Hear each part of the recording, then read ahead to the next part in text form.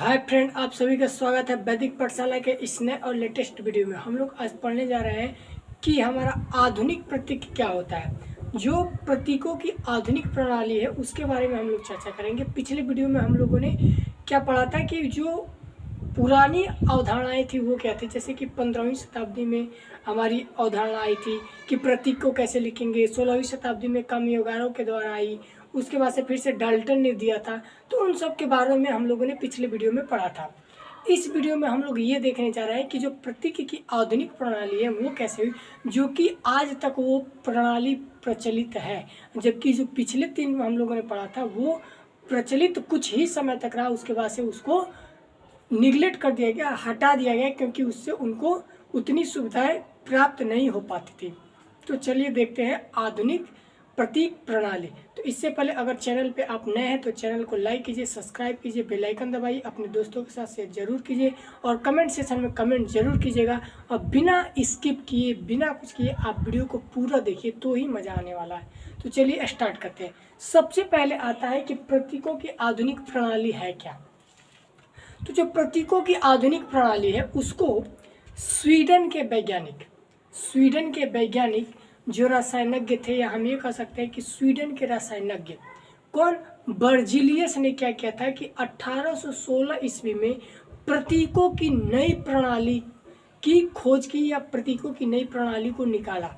कौन, स्वीडन के रसायनज्ञ बर्जिलियस ने 1816 में प्रतीकों की नई प्रणाली को निकाली, जो आज तक क्या है, प्रचलित है। ठीक है ना। तो उस बात को थोड़ा सा हम क्या करते हैं, यहाँ पे लिख देते हैं। तो चलिए शुरू करते हैं। तो लिखेंगे स्वीडन के रसायनज्ञ।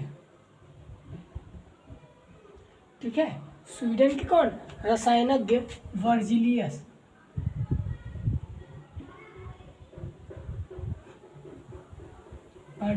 ने कब, 1816 में प्रतीकों की आधुनिक प्रणाली निकाली जो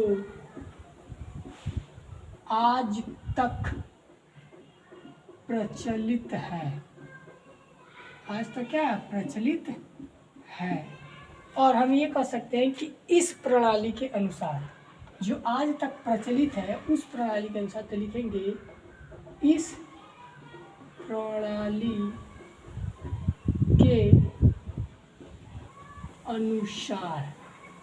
प्रणाली के अनुसार, ठीक है ना। कब, प्रतीकों की आधुनिक प्रणाली को, जो इससे पहले की प्रणाली था वो हम लोग पिछले वीडियो में पढ़ चुके हैं। तो इस वीडियो में हम लोग देखेंगे कि प्रतीकों की आधुनिक प्रणाली क्या है। तो स्वीडन के रसायनज्ञ जो बर्जिलियस थे उन्होंने इसको 1816 ईस्वी में निकाला था और ये बताया था, जो कि आज तक भी मान्य है। तो उस प्रणाली के अनुसार क्या होता है, ठीक है ना। तो इस प्रणाली के अनुसार ये माना गया कि किसी तत्व को, इस प्रणाली के अनुसार किसी तत्व को सूचित करने के लिए अंग्रेजी नाम का पहला अक्षर प्रयोग में लाया जाता है। ठीक है, पहला है कि किसी तत्व को सूचित करने के लिए अंग्रेजी नाम का पहला अक्षर प्रयोग में लाया जाएगा। उसका जो पहला अक्षर होगा उसको प्रयोग में लाया जाएगा। जैसे कि मान लीजिए कि हाइड्रोजन है, ठीक है ना, हाइड्रोजन तो ये अंग्रेजी है। तो इसमें का जो पहला अक्षर होगा ये केवल H, उसको प्रयोग किया जाएगा इसको प्रतीक के रूप में लिखने के लिए। तो हाइड्रोजन का प्रतीक क्या हो जाएगा, H हो जाएगा। वैसे ही ऑक्सीजन का लेना है, तो ऑक्सीजन का क्या हो जाएगा, O हो जाएगा। ठीक है ना। तो वैसे ही हमको इसके बारे में उन्होंने बताया कि जो हमारे बर्जिलियस भाई साहब थे, बर्जिलियस साइंटिस्ट थे, उन्होंने कहा कि ऐसा है कि किसी तत्व को अगर सूचित करना है तो उसका जो अंग्रेजी अक्षर का पहला लेटर है या पहला पॉइंट है उसको हम लोग लिखेंगे। जैसे कि हमने माना हाइड्रोजन का H, ऑक्सीजन का O, वैसे ही क्या कहते हैं फास्फोरस का P, कार्बन का C, ऐसे मानेंगे जितने होंगे।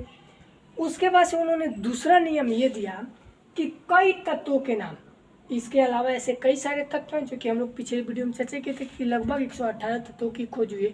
तो ये 118 बहुत है ना, तो उनमें से कुछ तत्वों को हम अंग्रेजी के पहले अक्षर से इंडिकेट करते हैं और कुछ को क्या करते हैं, कुछ को जो दूसरे नियम में बताया कि कई तत्वों के नाम एक ही अक्षर से शुरू होते हैं। कई ऐसे सारे तत्व होंगे जिनका एक ही नाम से शुरू होता है, तो उनके प्रतीक को दो अक्षरों को मिलाकर बनाए जाते हैं। जैसे कि एक ही अक्षर से सबका शुरू हो गया है, तो उसमें क्या करेंगे कि उनके दो अक्षर को मिलाएंगे।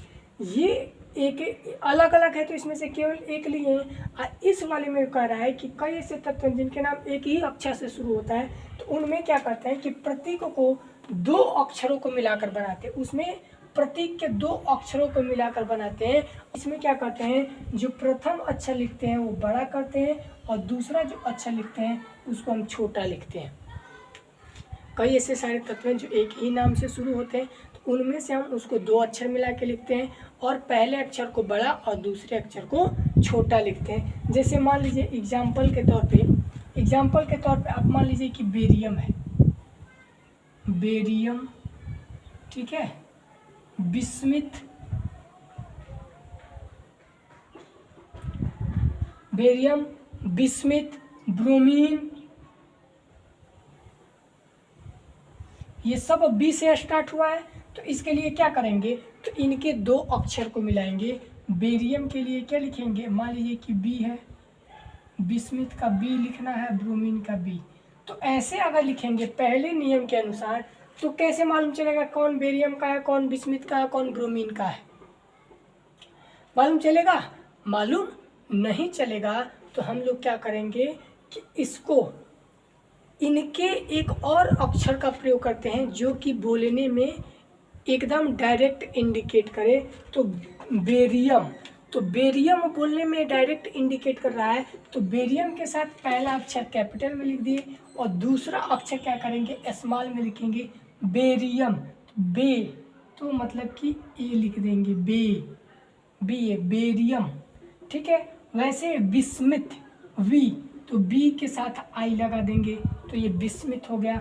ब्रोमीन, तो बी है, ब्रो, तो बी आर, जो डायरेक्ट हिट करे कि भैया ये लेटर होना चाहिए। तो आप इसको ऐसे लिख सकते हैं आधुनिक प्रणाली में कि ये है कि आपका अगर हमारा एक ही अलग अलग भाषाओं से है मिलता जुलता, तो उसको हम लोग क्या करेंगे, बेरियम को बी ए लिखेंगे, बिस्मिथ को बी लिखेंगे और ब्रोमीन को बी आर लिखेंगे, ठीक है ना।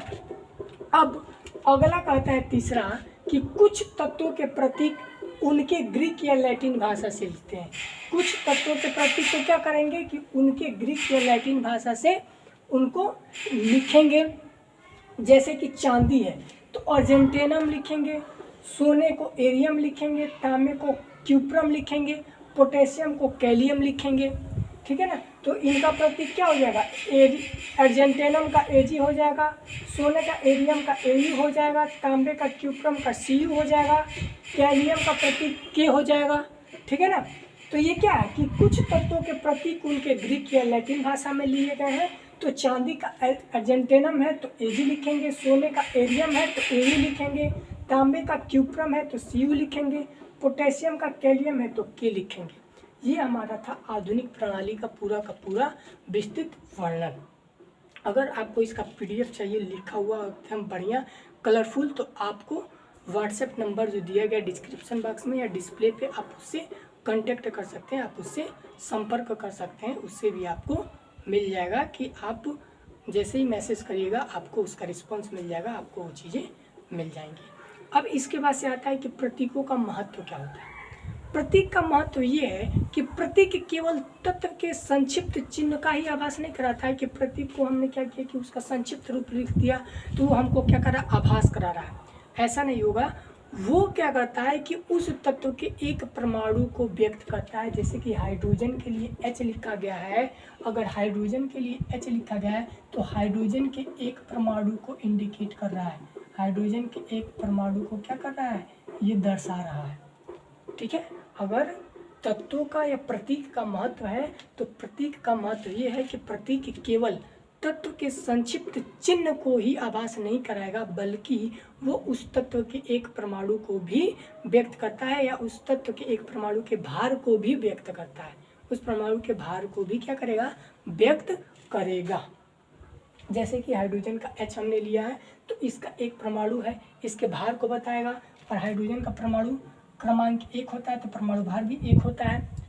और ऑक्सीजन का है, तो ऑक्सीजन का परमाणु क्रमांक हमारा 8 होता है, और इसका परमाणु भार 16। तो एक परमाणु का भार हो जाएगा कितना, एक परमाणु का भार कितना हो जाएगा, 16।